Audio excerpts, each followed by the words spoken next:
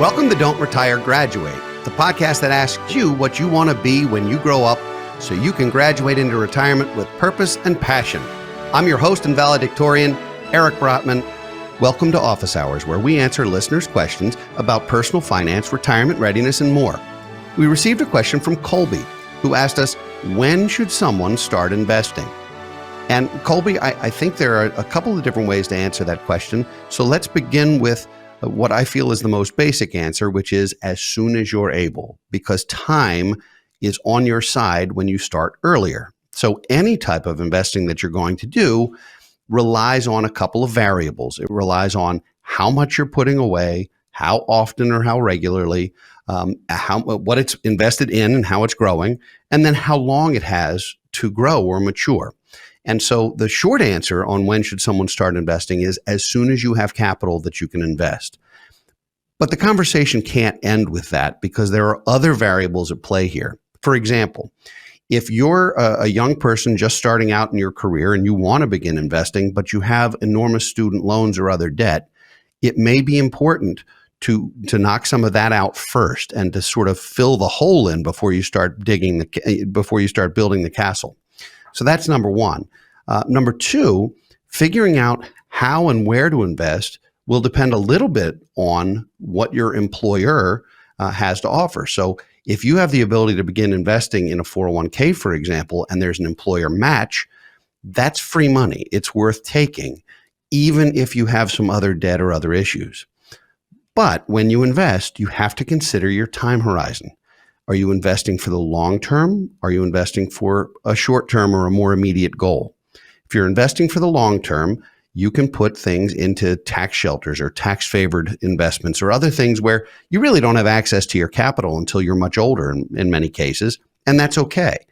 But if you're investing for something like a first home or college for your kids or just simply having a war chest, then sometimes it makes sense to be a little bit more thoughtful, a little bit more conservative, and to stay reasonably liquid so that you can access your capital.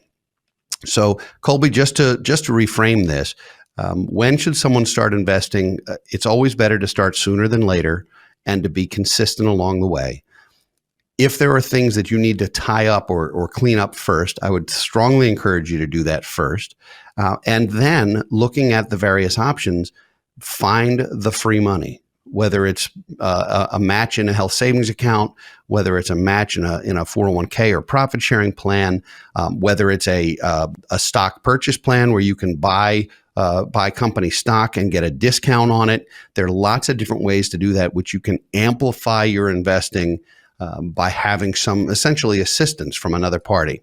So hopefully that was helpful to you. If you're contemplating getting started in investing, make sure you know what you're doing first and foremost. This is not a hobby and it's not a game. It is absolutely something you need to understand and consider using a professional advisor, whether that's a robo-advisor or an online service or a financial advisor like us or an investment manager or somebody so that you have dispassionate advice and a sounding board and an accountability partner so that you can stay on track. Because kind of like joining a gym, if you join and you don't go, you're kind of messing it up.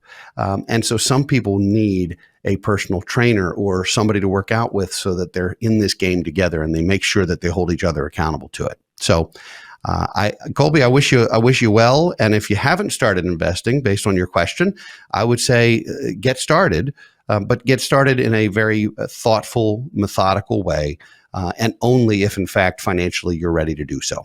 So thank you for your question, Colby. It was terrific. If you'd like to send us a question, which we might answer in a future episode of Office Hours, please post it on our Facebook page or tweet us at Brotman Planning. I'd like to thank all of you for listening today. We'd love to hear from you. So please send us a message or leave us comments on don'tretiregraduate.com or social media sites and leave ratings and reviews on your favorite podcast platform. If you enjoy the show, don't keep us a secret. Tell your friends and family so they can join you on your path to financial freedom. Thanks for coming to Office Hours. Be sure to tune in for new content every Thursday. For now, this is your host, Eric Brotman, reminding you, don't retire, graduate.